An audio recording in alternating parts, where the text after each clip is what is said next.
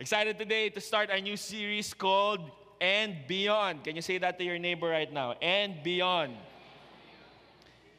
Over the next 4 weeks, we're going to be talking about the next generation. Kaya and beyond. Beyond the current generation. How God has been calling generations after generations. And that's why we're going to be starting off today with our word.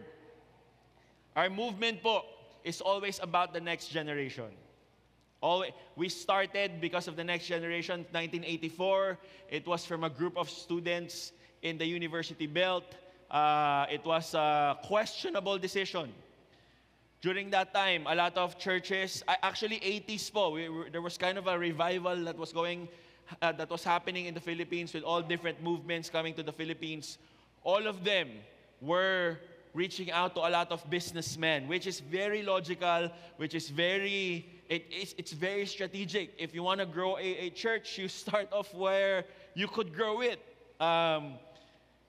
But as a movement, we decided, Pastor Steve and the rest of the team decided to go to the University Belt where there is no money. Mga estudyante po, sanay na sanay during my time. Okay? Ang budget po natin sa lunch is 30 pesos. Ano na yun? Luxury na yun. Fine dining na yun, 30 pesos. Okay, if we could get like a 15 peso meal, pwede na. Pero imagine during that time where students didn't have any money, but a church was started there with a group of students. And now we're where we are. We're always about the next generation. We're always saying, change the campus and change the world. And I say that with so much fire, so much gusto. As you have known already over and over, I keep saying this over and over, I am a campus missionary. I was by vocation, not anymore by vocation, but I still consider myself as a campus missionary. One day of the week, I still go to the campuses. It still gives me so much fire to do what we're doing because we're always about the next generation. But here's the thing. As I am growing older, clue po, kaedad ko po ang victory. I realize that the gap between me and the next generation is just increasing and increasing. What do I mean by that? What do I mean by the gap? There was a wedding I attended to. I was one of the ninongs. I actually ministered in this particular wedding. And they had this SDE. Diba? We all love the SDE during a wedding, right? I look forward to that. I look forward to the photos and videos, and I would see all these displays of the whole day event. For me, it was the first time I saw an SDE where out of the 50s or 60 or hundreds of photos, I saw 5 that they displayed that are blurred. It's just blurred. I don't understand. It's blurred. And if you look at a lot of secret social media, our young people are not in Facebook anymore. Not as much. There are other social medias going around just so that you're aware. I'm talking to the older generation. A lot of photos posted are blurred. And I didn't understand that. Like, for my generation, the millennials are the curated. Our Instagram posts are very artistic, well-defined, ang ganda ng lighting. Bago namin i-post, it takes about 2,000 takes, di ba? Ayoko niyan, pangit, di ba? Before we post. But for some reason, the next generation, okay na yan, okay, maganda yan. Even if I don't understand why. Well, apparently, there is for the older generation, we could say, ano ba naman itong mga to? Ang tatamad. Post na lang ng picture, yung blurred pa. Di ba? Pinapapost ko na nga yung anak ko ng greeting sa akin para sa birthday. Yung pinakapangit yung pinili. Yung gano'n, di ba? Hindi ba napansin yung mga anak nyo? Yung pinipili nilang photo nyo para i-post, yung medyo, anak, bakit yan? You know why? There is, from a judgment point of view, we feel like either tamad, either nangaasar, either gano'n. But the truth is, the next generation has so much love for authenticity. No makeup, no whatever, no filter. Post it. It could go to a certain type of extreme, sure, but the love for authenticity is something that is beautiful to look at. Another thing I don't understand. I'll say a phrase, okay? Gen Z, Gen Alpha, kung meron man dito, huwag kayong magre-react, okay? I let the older generation figure it out. Because this is the first time in my life that I don't understand certain memes. Okay? Okay, I'll say it here. Skibidi. Toilet.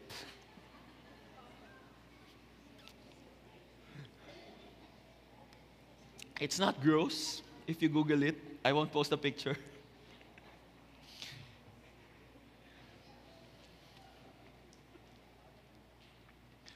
Naintindihan niyo po yung sinabi ko?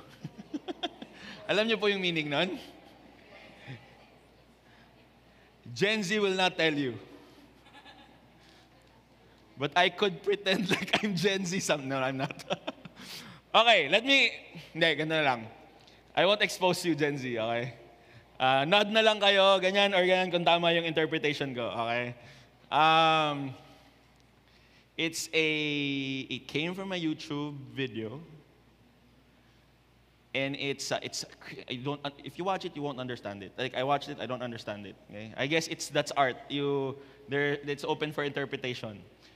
But the way Reddit explained it, okay, is this. It is a social commentary on how people are taking in content from social media like crap. Like a bad word. Like people are just taking in so much bad things from social media into their minds because of what social media produces. It's a deep social commentary. Did I get it a bit right? Okay. Pwede na. Okay. So, what's my goal here? My goal is to kind of try and explain the next generation, because we are raising up an entirely new generation of different mindsets, different worldviews, but the calling of God remains the same. Amen? So our goal for our series is, number one, to bridge the gap between the older generation and the next generation, the older generation, the current generation, and the next generation, because the call of God is the same across all generations. And there is a multi-generational call that God has given us. I wasn't able to post the picture. I posted it in my Facebook. I loved that picture from was that last week? The Chi family. Job's Queen and their Ate V and their kids. It was an amazing picture to see. They were serving God together.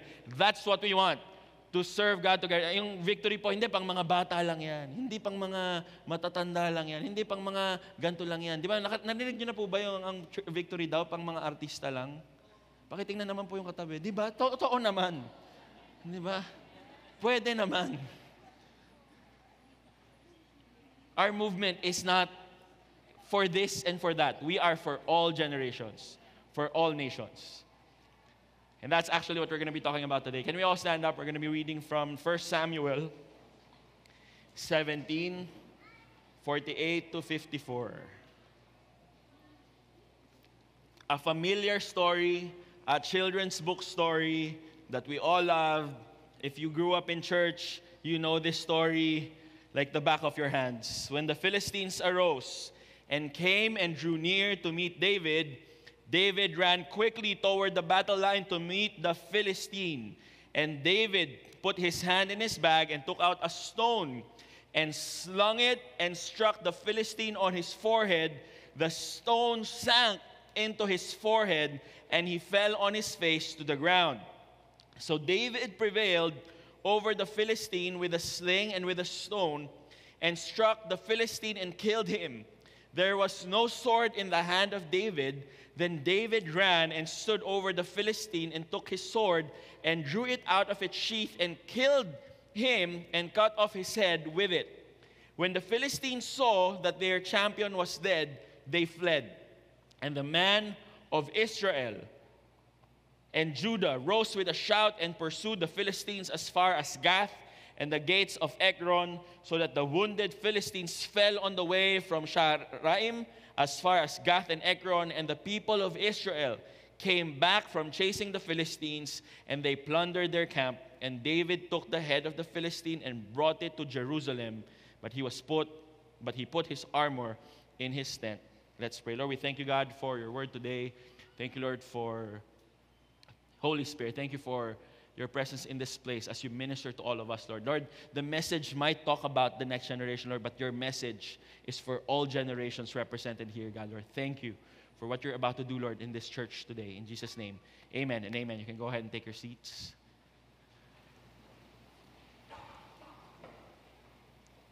For those of us who are familiar with the story, we know that there are two camps facing each other at may isang higante taunting Israel and Judah.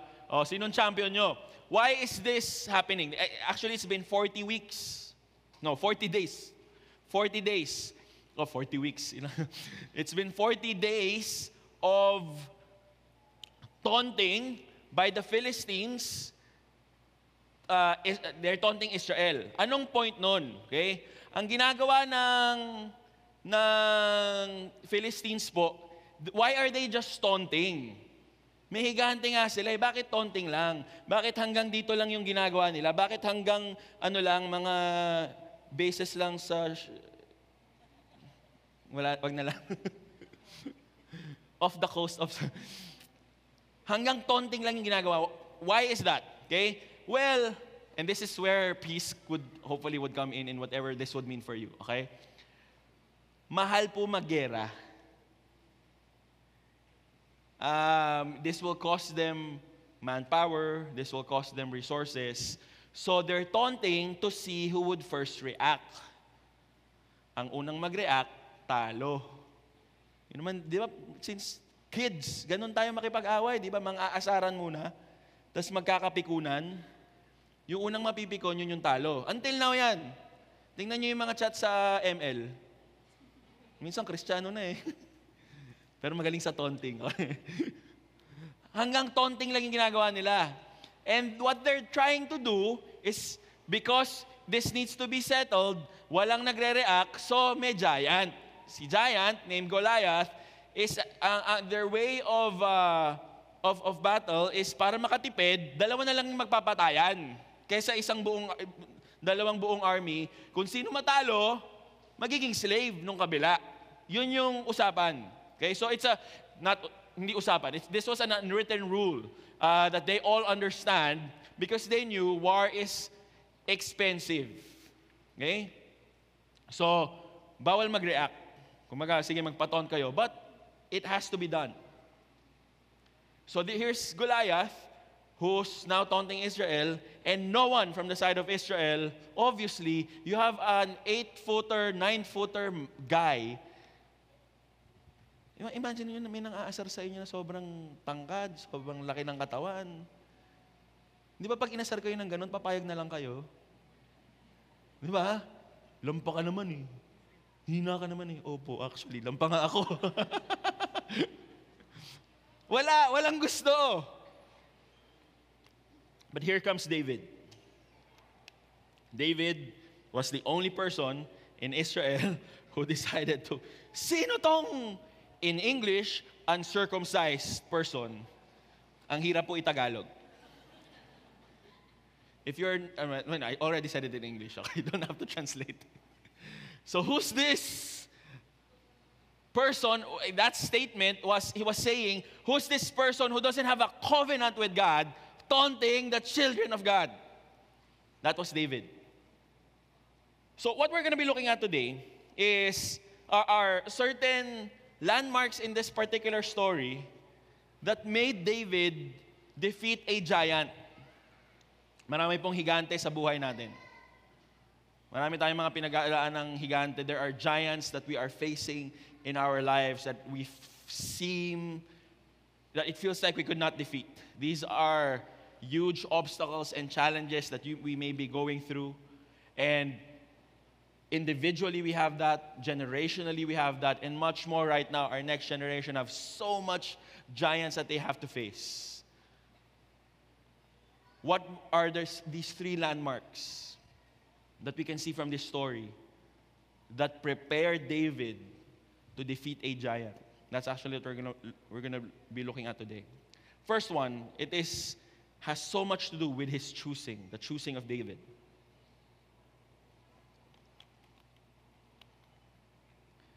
God has to call him first. 1 Samuel 16, 10-13.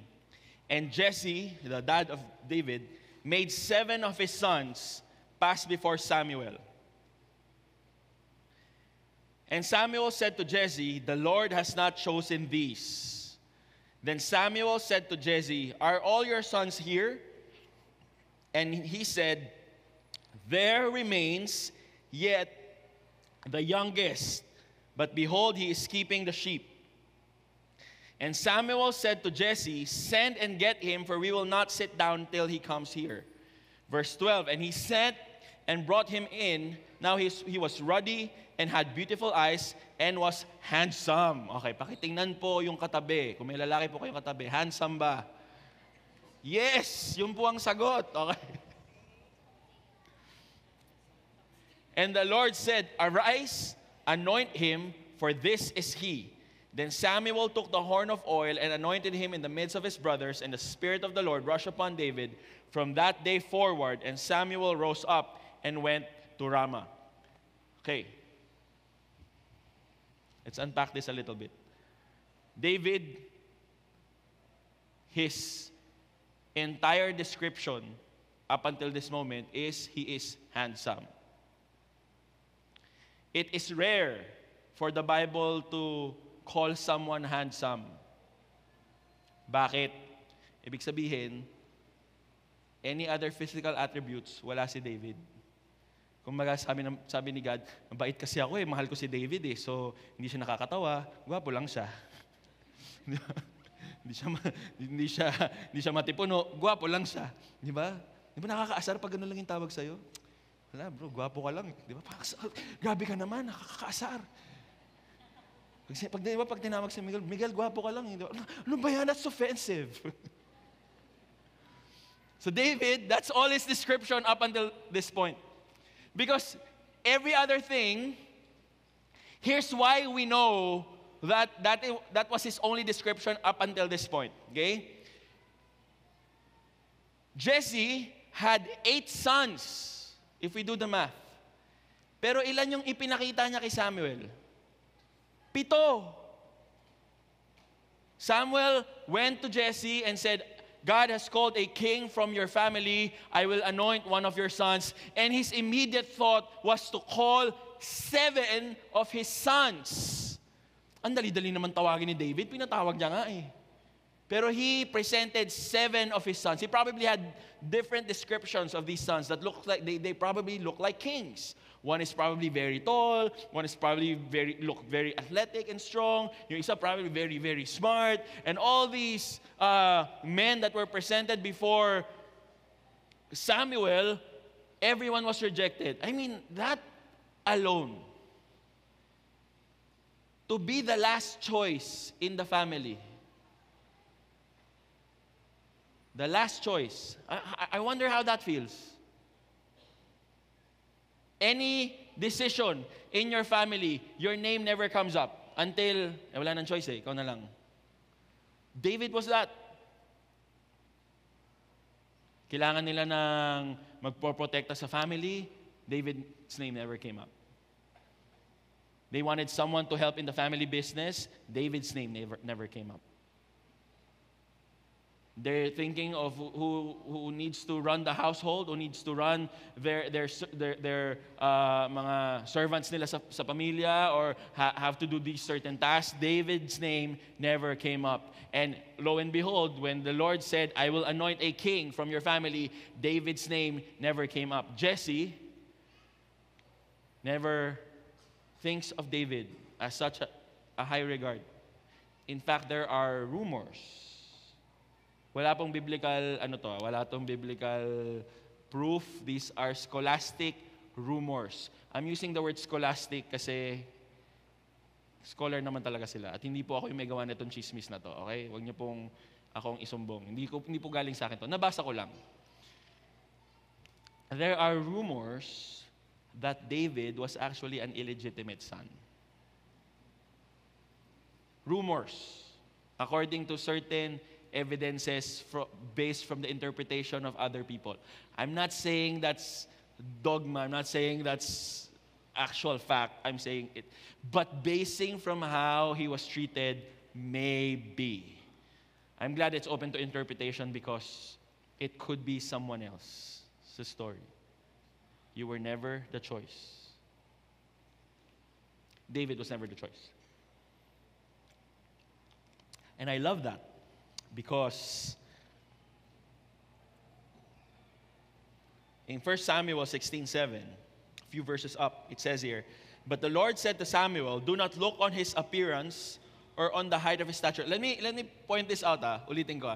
This he was described as handsome, beautiful eyes.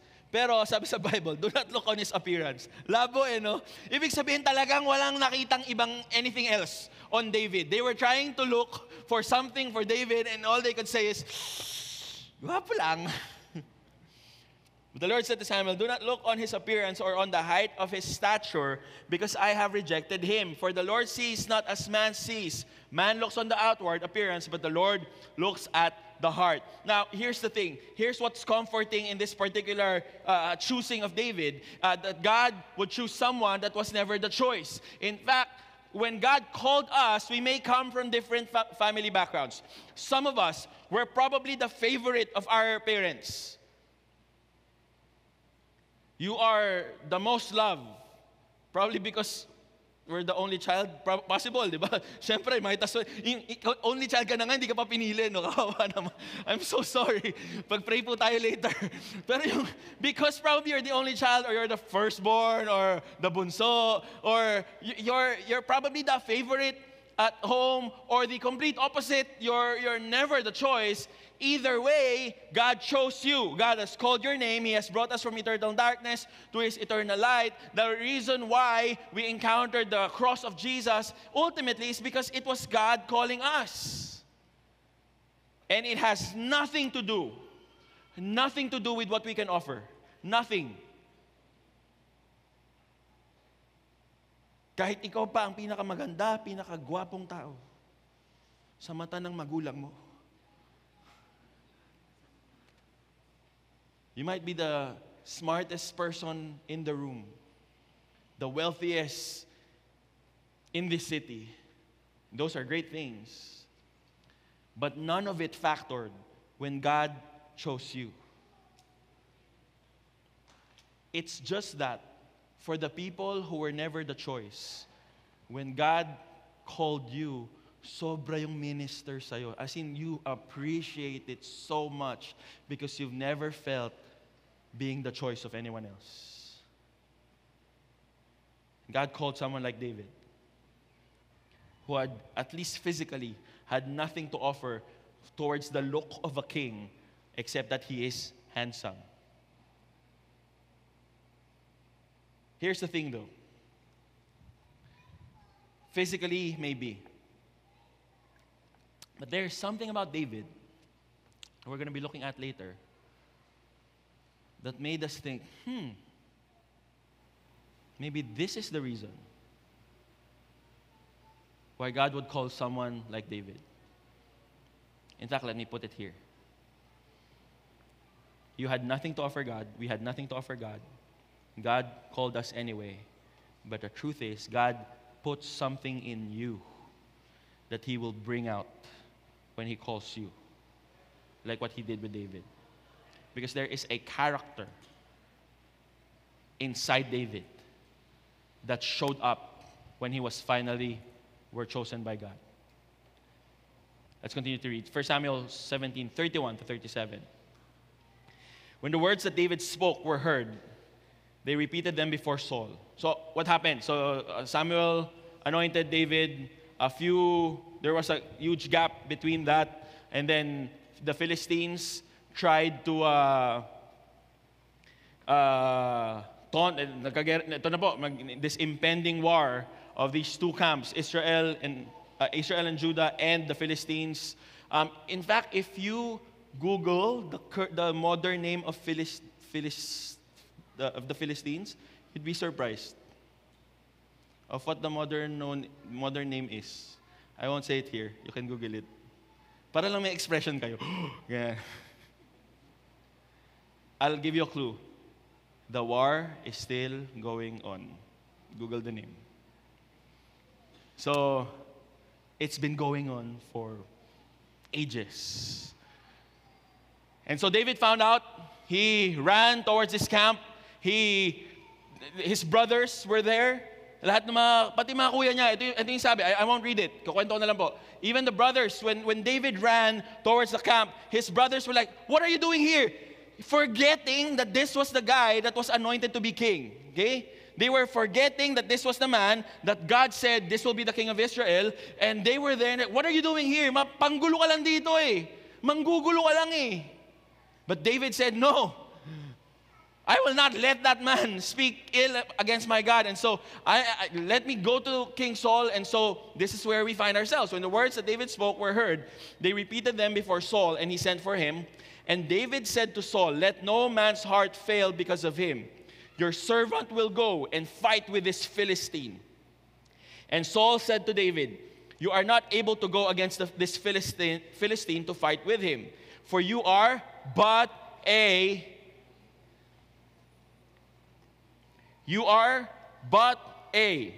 youth. There was a time, maybe even from this point forward, that the term youth or bata is used as an insult or used to degrade someone. Bata ka pa, boards. Wala ka pang alam. Maybe their knowledge is limited. But when we start seeing a category of people in that regard, we're underestimating an entire generation. Anong magagawa mo? You're trying to tell me you're going to fight this giant, but you are but a youth. And he has been a man of war from his youth. But David said to Saul, your servant used to keep sheep for his father. I love this part. Okay? Let's go to this one by one. Your servant used to keep sheep for his father, and when there came a lion. Sino po sa inyo nakaharap na ng leon? Nung teenager kayo. Saya nun siguro. When there came a lion or a bear and took a lamb from my flock, I went after him and struck him and delivered it out of his mouth. And if he arose against me, the lion or the bear, I caught him by his beard and struck him and killed him. Your servant has struck down both lions and bears, and this uncircumcised Philistine shall be like one of them, for he has defied the armies of the living God. And David said, the Lord who delivered me from the paw of the lion and from the paw of the bear will deliver me from the hand of the Philistine. And Saul said to David, fine, go and the Lord be with you. Anong klaseng character to? No? I mean, let's go back. Lion and bear. He's a teenager, probably younger than what we think of. For years, the reason why he's a shepherd, it's because in the ranking of certain jobs, the shepherd is, that's why he was assigned to be a shepherd. But it was in these times that he faced lions and bears. Lions and bears. I would imagine how traumatic these experiences would be for a young kid like David. And yet, he's still here. These are traumatic experiences that he would face as a kid. But instead, because here's the thing, and I say this with full understanding of mental health issues, because I've gone through the same thing. There are times, I'm not saying everyone, there are just certain people, including me, I did this myself, that I took on the traumatic experiences of my life, but instead of allowing God to use it for my strength, to use it for my extending, to use it to see His glory in my life. I've taken that traumatic experiences in my life, wrapped them around a blanket, and made them my baby. Oh, my really, really cute baby. Traumatic experiences are not babies. They're bad things. They shouldn't have happened, but they did.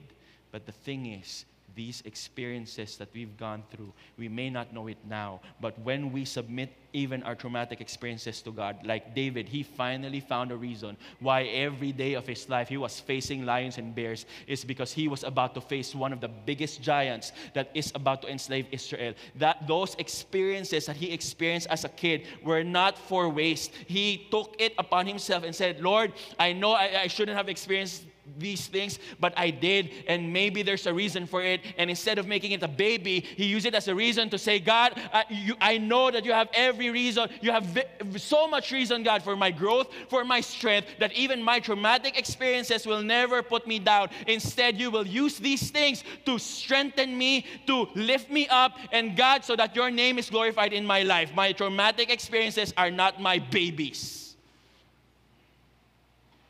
Instead, these are the things that allowed me to be still here and say, anong giant ang kailangan patayin ngayon? This character of David was so innate in him.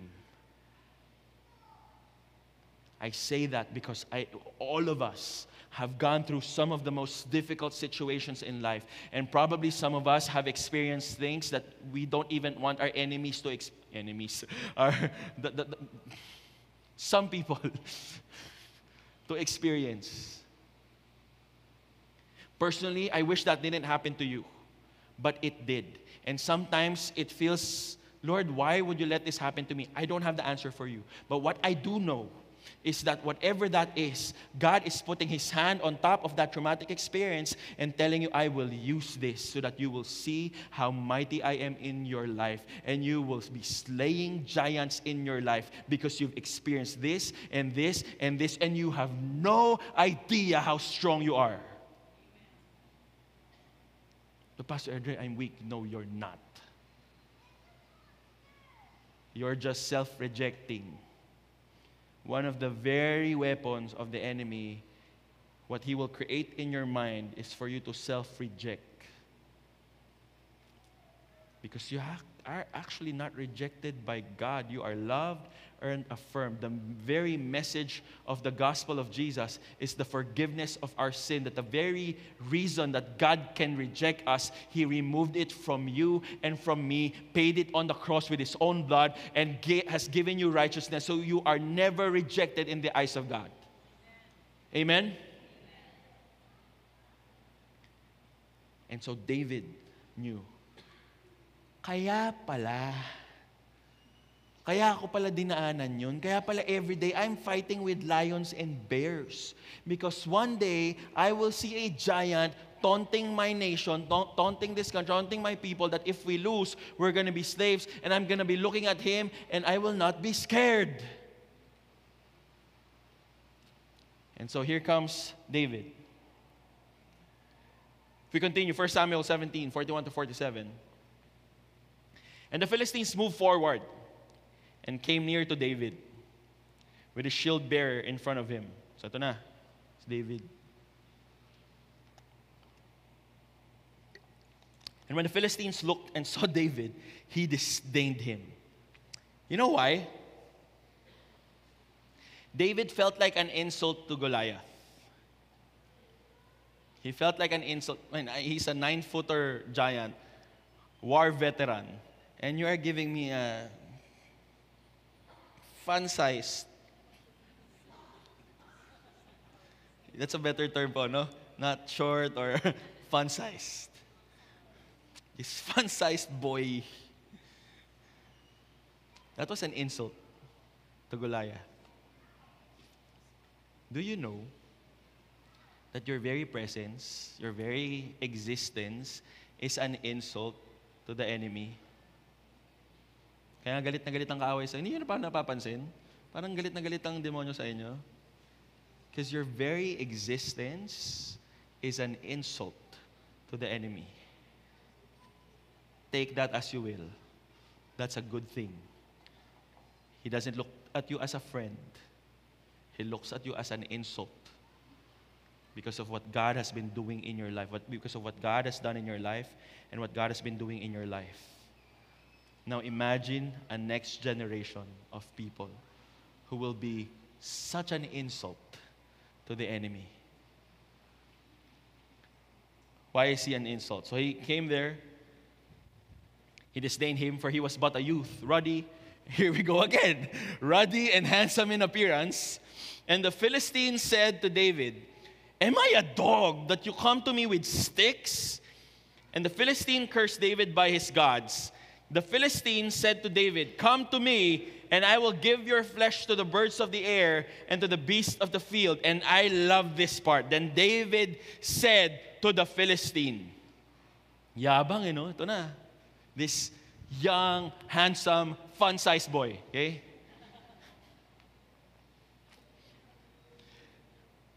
"You come to me with a sword and with a spear and with a javelin, but I come to you." And I love this part, okay? I know you have weapons. I know you have this. I know you have this machinery that it will defeat me, but I come to you instead of that. I come to you in the name of the Lord of hosts, that God of the armies of Israel, whom you have defied. This day the Lord will deliver you into my hand, and I will strike you down and cut off your head, and I will give the dead bodies of the host of the Philistine this day to the birds of the air and the wild beasts of the earth, that all the earth may know that there is a God in Israel, and that all this assembly may know that the Lord saves not with sword and spear, for the battle is the Lord's, and he will give you into our hands. Amen. What are those giants that you're facing right now? That are taunting you. Taunting every fiber of your existence. Nakita mo ba to? Wala kang pera. Dami mong utang. Walang mangyayari sa buhay mo. Gusto mong pag-aralin yung anak ko sa magandang eskwelahan? Wala. Hindi mo kaya. You wanna be a blessing to the nation? Attend ka pa ng victory conference? Tingnan mo nga yung bulsa. Gusto mo mag-minister? Gusto mo mag-one-to-one? Nakikita mo ba yung nakaraan mo? Educated ka ba? Anong university ka galing? Hindi ka nga nakapag-aral kasi gusto mong mag-disciple ng ibang tao?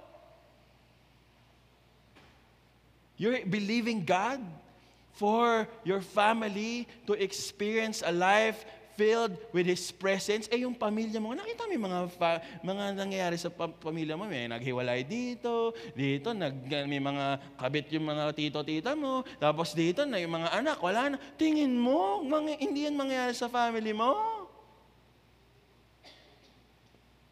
And yet you're there, and you're standing. You come with all your words and your weapons, but I come in the name of the Lord, that your curses and your words will not mean anything, because it is the word of God that will be fulfilled in my life, in my family, in my city, in this nation. It is the word of the Lord, and this is the very thing that David held on to, kaya ang tapang niya. Amen. It wasn't because he didn't have anything physically. Gwapo lang siya. Anong gagawin ng gwapo pag tinamaan ng espada? Wala. But what he came there with is the Word of God. Here's the thing, and this is where I'm going to flip the entire story for you. In this story, who do you think are we? I know I'm talking to us as if we're David facing the giants. Who are we in this story? Let me Say this. Who do you think is the next generation? We're talking about the next generation. We're talking about all the generations. Who are we in this particular story? Obviously, we're not Goliath. Who are we? Before we can answer who are we, let me talk about who David is. Okay? Because we're not the David in the story. You're not. I'm not. We're not the Davids in this story. We're not at all. 1 Samuel 17:50-51. So David prevailed over the Philistine with a sling. Ito na. Paghamon niya, he started running. He swung his sling, and with a stone struck the Philistine and killed him. There was no sword in the hand of David. Then David ran and stood over the Philistine and took his sword. And we're about to read something that you'll never see in children's books. I don't even know if we teach this in kids' church. Because I don't know if kids can take it. Okay? Maybe they can. Gen Alpha is a totally new breed of kids. My daughter watches dinosaur movies. Jurassic Park, tapos mas takot siya sa mga sa cartoons kaysa sa dinosaurs. That's how weird she is. And took his sword and drew it out of his sheath and killed him and cut off his head with it. When the Philistines saw that their champion was dead, they fled. I underline that because what David did here was a prophetic word, not to fulfill, it was a continuation of another prophetic word. There was a prophetic word given back in Genesis, and what David did was another prophetic word to prophesy about something else. What did David do at this point? Okay?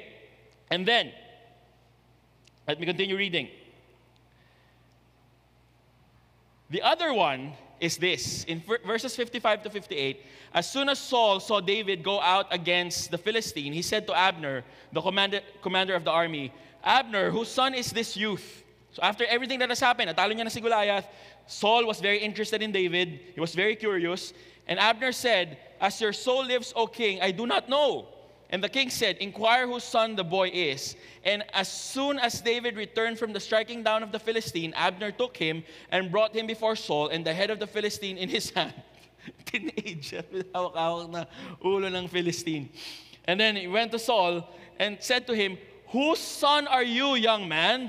And David answered, I am the son of your servant Jesse, the Bethlehemite. Now, here's the thing. Why was that important? Why is the cutting off of head so important in the detail of this story? And why is him introducing himself as the son of Jesse? Yung tatay niya nga na hindi siya chinus. He was very proud of that particular line. Why? Because this was another prophetic statement of something else. The story of David is a prophetic statement. That's a prophetic story moving forward into the future as we continue to read the Bible. What is the head? What does the head mean? This was a continuation of this prophecy. Genesis 3:15.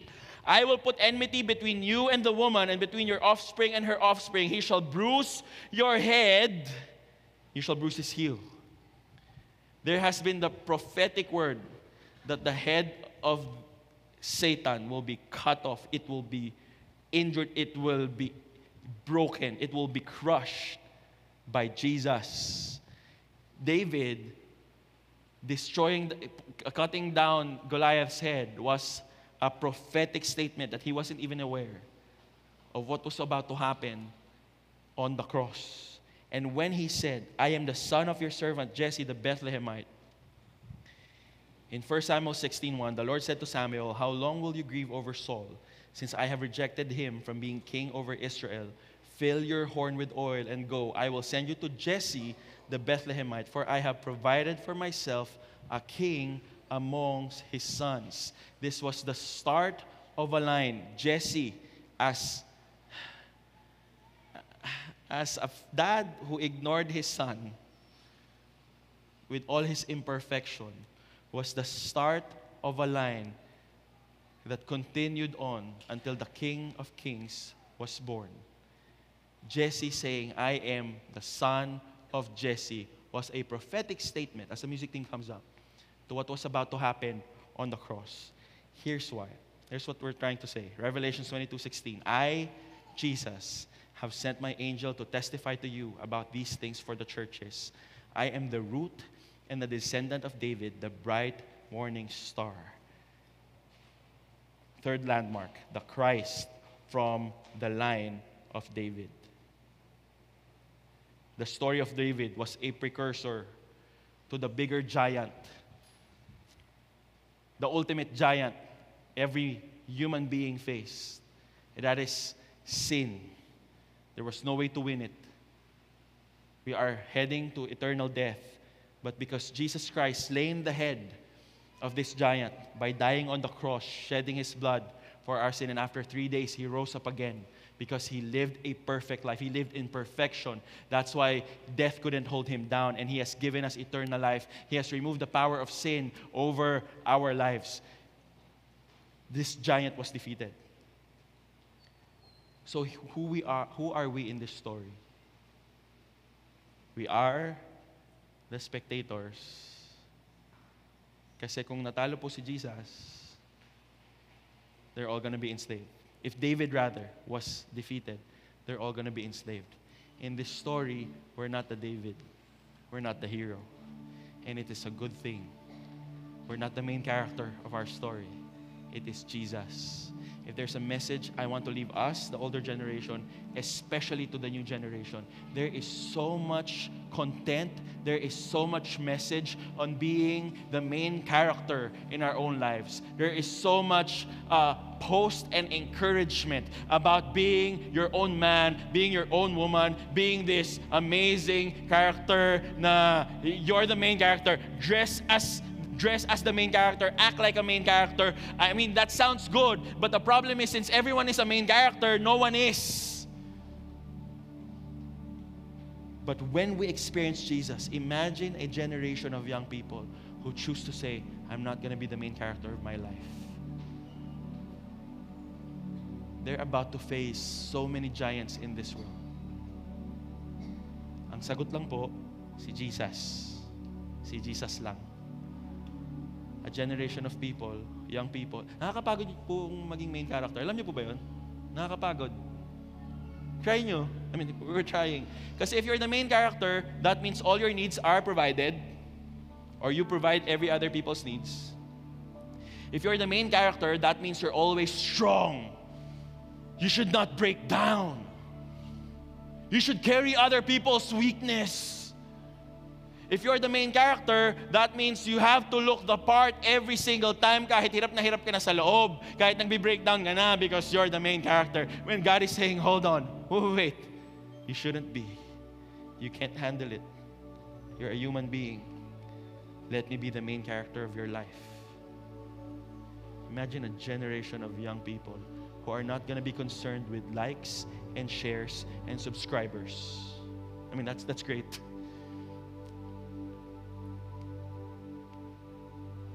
A generation who's not going to be affected if they're going to be canceled or not. A generation who's not going to be afraid to speak the truth. A generation who's going to choose to do what's right, even if it's the most unpopular opinion, unpopular choice.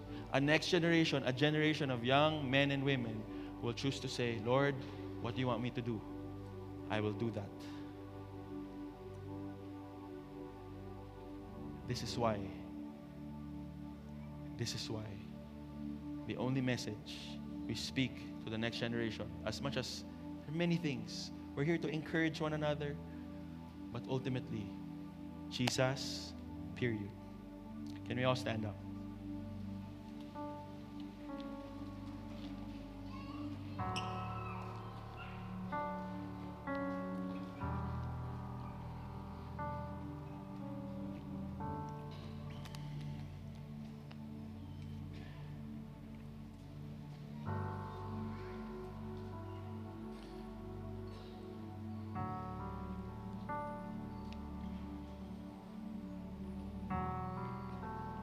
Thank you, Lord.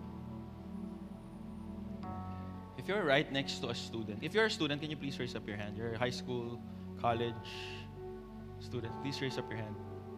If you're right next to these young men and women, can we lay our hands towards them right now?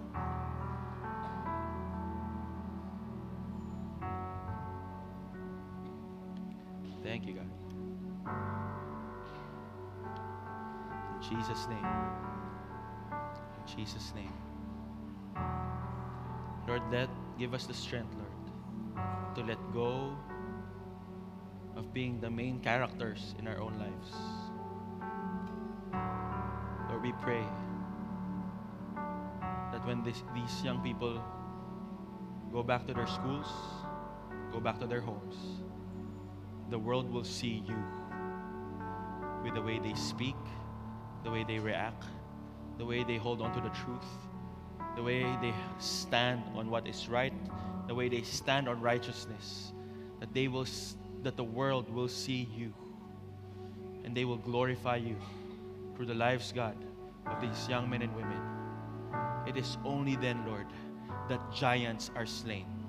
It is only then, Lord, when these young people, God, realize that you are the main reason for their being, that you are the main reason, God, why they're here, that you are their purpose, Lord. Then, Lord, giants in their lives, Lord, the curses that have been given in their families, God, whether those are curses of poverty that generations after generations after generations, Lord, hindi na nakawala, Panginoon, sa poverty, but there is a generation that will choose to stay in the gap and say, Lord, it stops here because I will instead glorify you. Instead of putting my eyes on what we don't have, God, we will put my eyes on you. Lord, it is a generation will choose to stand and stop that giant, Lord, for continuing in their family. Lord, it is a next generation, Lord, that will choose to stand in the gap, Lord, for a family from a series, God, of broken relationships, broken marriages, God. Lord, it will take a generation to say, no longer, this stops here, because what will I have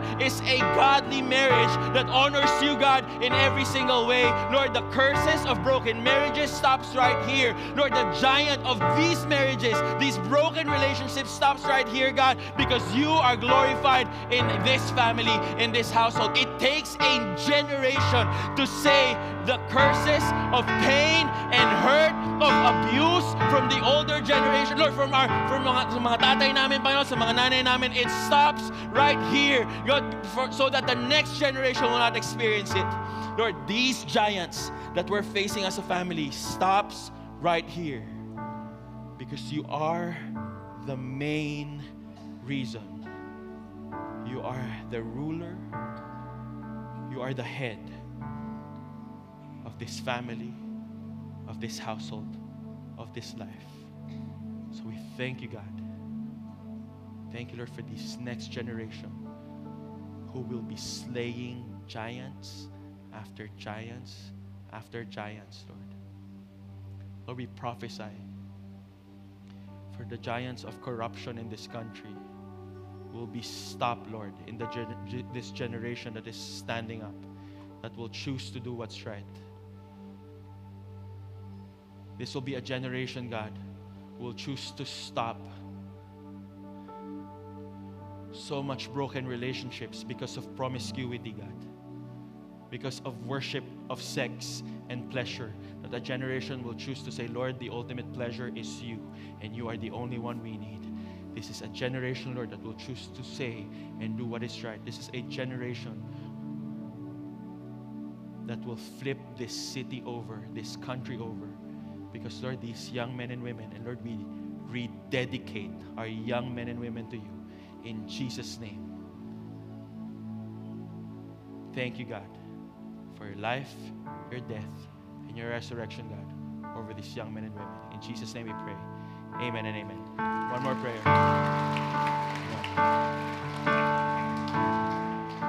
To the older generation, yung mga gusto na pong umamin, ako po aamin na. Nasa current na lang, current, not older generation, we're the current generation, okay? Sa mga current generation, pakitaas po ang kamay. Next generation, mga younger, mga students, pakilay hands naman po kami. Pwede niyo po ba kaming ipag-pray? Yung mga mas bata pa, if your parents are not here, can you pray for your parents right now? Okay? Can you just think of your parents or the current generation in your own homes? Pag-pray niyo po kami, mananalangin po tayo lahat. Lord, We may be the current generation, the workforce. Kami, Panginoon, ang nagpapaandar ng bansa ngayon, Panginoon. Bumubuhay ng mga pamilya. But Lord, thank you. Because of the testimony of how we're going to see victory, God, in our work, in our families, in our marriages, in our relationships, God, will be a testimony of your goodness to the next generation, Lord. That at home, they will hear your word. That at home, they will hear your life. That at home, God, they will hear encouragement that comes from you. That at home, Lord, they will not just see us, they will see you. Give us the strength, Lord. Mahirap minsan. Lord, Holy Spirit, let our lives, being the current generation, be the testimony that the next generation will build on, so that they will say in the future, thank you for your generation for standing for what is right, so that we can do what we do and slay the giants that face us. We thank you and honor you. In Jesus' name we pray. Amen and amen and amen. Whew. So I'll raise up our hands. Lord, thank you na wala kang pinipiling generation, God. You've called the different generations, Lord. We may have different ways of doing things. We may have different preferences, God. But Lord, the calling is the same. And that is for your kingdom to move forward. So Lord, salamat, Panginoon. Lord, we thank you for the different generations represented here. Lord, from the Alphas, the Zs, Lord, the Millennials, X-Boomers, Lord, even the generations, Lord, that are filled with wisdom. Thank you that you've called us together, because we're called to run together, so that we get to see, Lord, your goodness and your grace over our nation, over our lives, over our families. In Jesus' name. The Lord bless you and keep you. The Lord make His face shine upon you and be gracious to you. The Lord make His face turn towards you and grant you peace. In Jesus' name, amen and amen. Our service has ended. Sunday service has ended. But our service to the city continues. Disciples.